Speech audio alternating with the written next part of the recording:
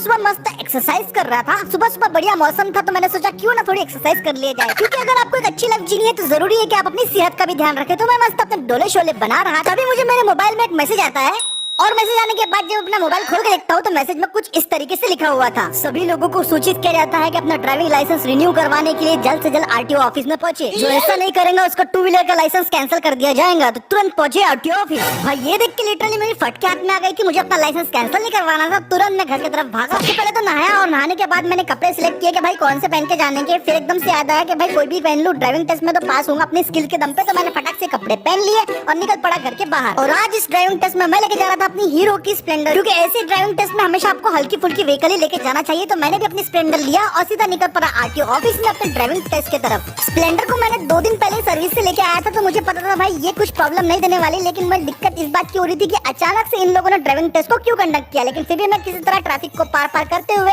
सीधा हाईवे की तरफ पहुंच गया। जब आरटीओ ऑफिस नजदीक आ रहा था तो मैंने कुछ नोटिस किया। यहाँ पे मुझे दिखता है भाई थोड़ा मेले टाइप का नजारा, मतलब मैं देखता हूँ कि रैम से झूले हैं। मैं बोला ये किस लिए है, मुझे लगा यहाँ पे कोई मेला वेला लगा होगा। तो मैं छोड़ा उस चीज पे ध्यान नहीं दिया और मैं सीधा आरटीओ ऑफिस की तरफ मैं अपनी गाड़ी को मोड़ देता हूँ। पर टू माय सरप्राइज भाई वहाँ पे था एक जंबो हेलीकॉप्टर। और मैंने जब वहाँ पे देखा तो उसके अंदर एक पुलिस वाले भाई साहब थे और वो मुझे बोल रहे थे तुझे ड्राइविंग टेस्ट देने का है। तो मैंने बोला हाँ सर मुझे टेस्ट देने का है। तो उन्होंने बोला बाइक अंदर लेके आ जा। तो मैंने बाइक अंदर चढ़ा दी और उसके बाद मैं और मेरी बाइक दोनों भी हेलीकॉप्टर के अंदर थे। मुझे समझ में नहीं आ रहा था क्या हो रहा था। और फिर हेलीकॉप्टर का बैक डोर बंद हुआ और हेलीकॉप्टर हवा में उड़ने लगा।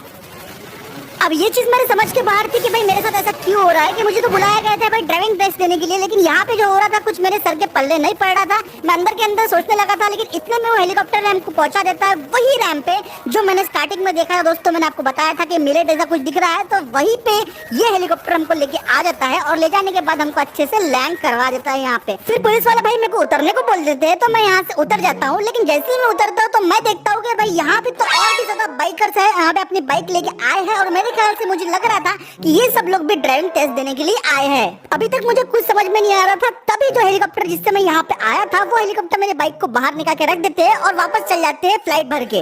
और फिर एक दूसरे पुलिस वाले आते हैं, वो बोलते हैं हमको लाइन में लग जाओ। तो हम सब लोग लाइन में लग जाते हैं और फिर वो कुछ इस तरीके से बोलना शुरू करते हैं। तो जैसा तुम लोगों को पता होगा आजकल एक्सीडेंट बहुत हो रहे हैं, तो उससे बचने के लिए हमने स्पेशल ड्राइविंग टेस्ट डिजाइन किया है। इस टेस्ट में पास होना हर किसी के लिए कंपलसरी है और जो पास नहीं होगा उसको लाइसेंस नहीं मिलेगा। और उसके बाद वो हमें ड्राइविंग का टेस्ट ट्रैक दिखाते हैं और ये टेस्ट ट्रैक काफी डरावना था। यहाँ पे हमको तरह तरह की चीजें पार करनी थी। आजू बाजू पूरा पानी था, गलती की कोई गुंजाइश नहीं। अगर एक भी गलती करते तो सीधा पानी में गिरते। उसके बाद तरह तरीके के ऑब्जेक्ट्स को हमको क्रॉस करने का था। यहाँ पे पूरा दिमाग का और बाइक का दोनों का कंट्रोल होना जरूरी था। हर वो चीज को क्रॉस करना था जो आज से पहले बाइक के साथ कभी चलाया ना हो। और भाई सब फाइनली जब ये सब क्रॉस हो जाता है तो लूप जंप मार के आपको अपनी मंजिल पे पहुंचना था। और ये सब देख के मुझे अभी से चक्कर आने लग गए थे, लेकिन क्या करे ड्राइविंग टेस्ट करना ही था। तो सभी लोग तैयार हो जाओ, आप सभी लोगों का टेस्ट अब शुरू होने वाला है।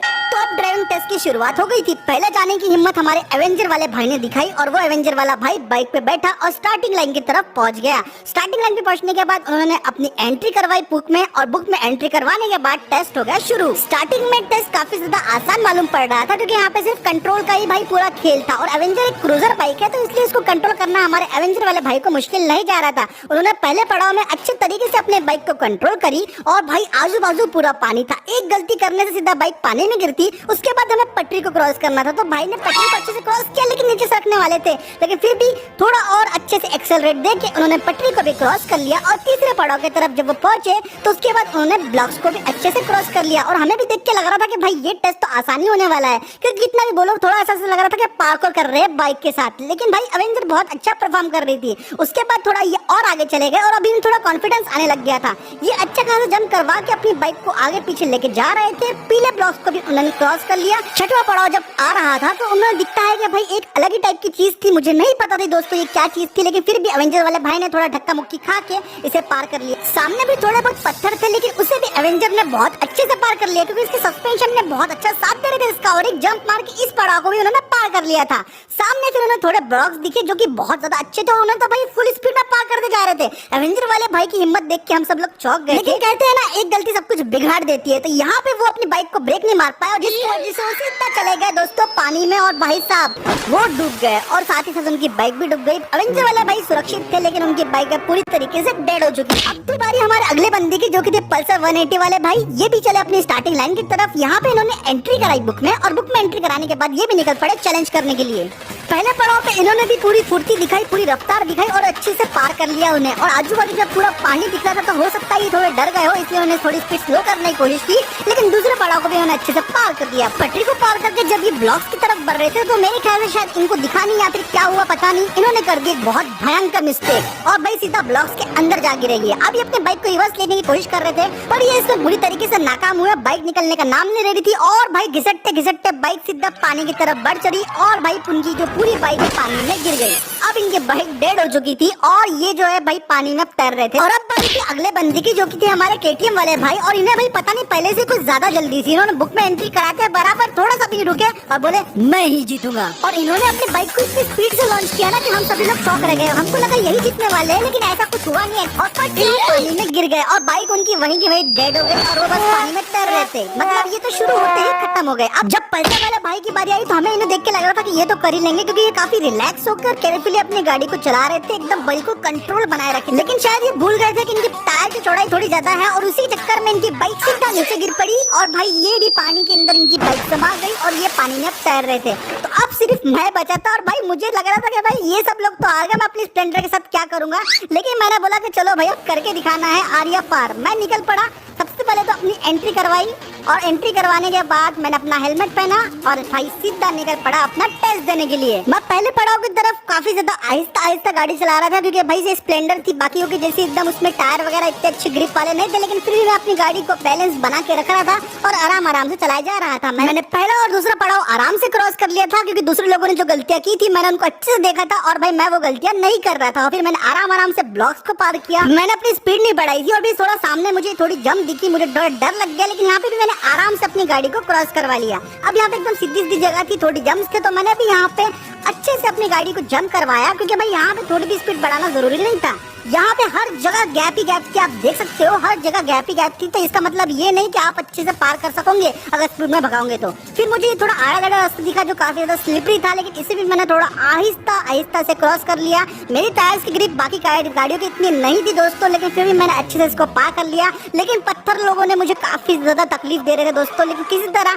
मैंने अपनी बाइक से एक्सेलरेटर और गियर को कंट्रोल करते हुए वहां से निकाल लिया। लकड़ी का ब्रिज भी अच्छे खासा तकलीफ दे रहा था, यहाँ पे मेरी ग्रिप बनी नहीं रही थी, लेकिन भाई किसी तरह बस मैं फिसलते किसी तरह मैंने गाड़ी को ऊपर ले लिया।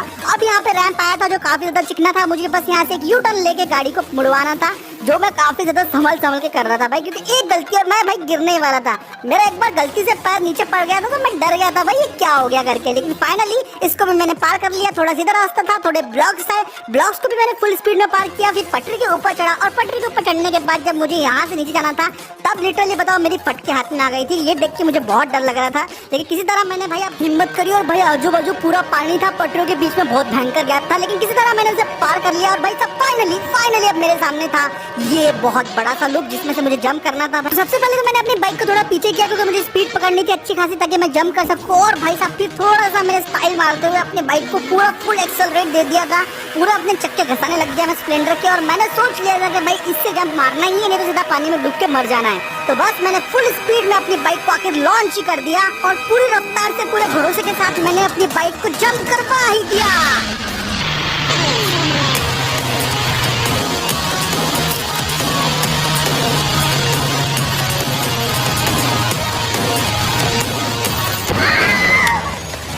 लैंडिंग तो मेरी उतनी ठीक नहीं हुई, मेरी बाइक को और मुझे अच्छा खासा नुकसान आया था, लेकिन मुझे हेलमेट ने अच्छे खासे तरीके से बचा लिया था। लेकिन मैंने इस ड्राइविंग टेस्ट को पार कर लिया था और मैं तो यहाँ का अकलौता विनर दोस्तों। शाबाश बेटे शाबाश, हमको लगा था कि कोई पार ही नहीं कर पाएगा लेकिन तुमने कर लिया, चलो ये लो तुम्हारा ड्राइविंग लाइसेंस। ये सुन के मैं काफी खुश हुआ। हालांकि मेरी बाइक की हालत थोड़ी खस्ता हो गई थी, लेकिन बाकी लोगों की तरह एटलीस्ट मैंने अपनी बाइक तो नहीं गवाई थी, मेरी बाइक भी मेरे पास थी और मेरे पास लाइसेंस भी था, तो मैं काफी ज्यादा खुश था। तो ये वीडियो अगर पसंद आया तो आपको लाइक कर दो, शेयर कर दो, चैनल को पहली बार देख रहे हो तो सब्सक्राइब भी कर दो और मैं मिलता हूँ आपसे।